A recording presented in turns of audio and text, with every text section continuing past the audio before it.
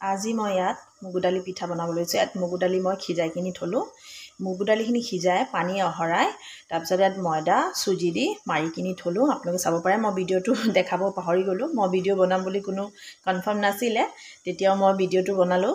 তো আপোনালোকে চাব পাৰে, ময়দা দি আৰু চুজি দি মগু দালিখিনি ভালকৈ সিজাই গ্লাছ দি পিচি ল'লোঁ। হাতেদি মাৰিব পাৰে, চাওক কিমান ধুনীয়া ফাইন পেষ্ট হৈছে। তাৰপিছত মই আধা ঘণ্টা অকণমান ৰিফাইন তেল দি মাৰি থলোঁ। মাৰি থৈ কিনি ইয়াৰ মই এটা পিঠা বনাম। তো এয়া হৈছে মগু দালিৰ ভিতৰত ভৰোৱা ফিলিং মানে ষ্টাফিং। ইয়াত আছে গুড় আৰু নাৰিকল দি ভাজি থৈছোঁ। এইটো মই ফিলিং তাৰ ভিতৰত ভৰাম। এটা মই এনেকৈ ল'লোঁ, আপোনালোকে দেখাব পৰা নাই। এতিয়া মই কি কৰিম, এইটো বনালোঁ চাব পাৰে। তাৰপিছত মই ইয়াৰ ভিতৰত ফিলিং ভৰাম, নাৰিকল আৰু গুড়ৰ মিশ্ৰণ। তাৰপিছত ইয়াত এনেকৈ ভৰাই দিলোঁ, ঠিক আছে। ভৰাই কিনি এতিয়া কেনেকৈ বান্ধি দিম, এনেকৈ ভালকৈ, যাতে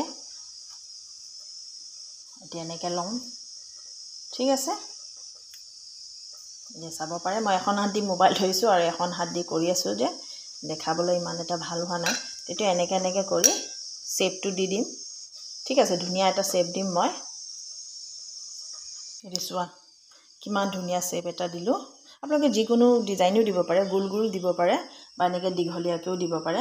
বাট মই এনেকৈ দীঘলীয়াকৈ দিছোঁ, বহুত ভাল লাগে, দেখিও ভাল লাগে, খায়ো বহুত টেষ্টি হয়। তো এইটো মগু দালি পিঠা বুলি কয়। ট্ৰাই কৰি চাব। মই গোটেইকেইটা এতিয়া বনাই লওঁ, তাৰপিছত মই দেখাম ৰেচিপিটো, ঠিক আছে। তেল অকণমান তেল লয়,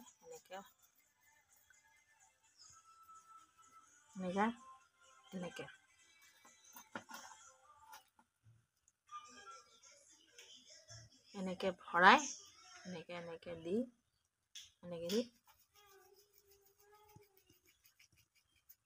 এইয়া এনেকৈ কৰি, এইয়া চাব পাৰে।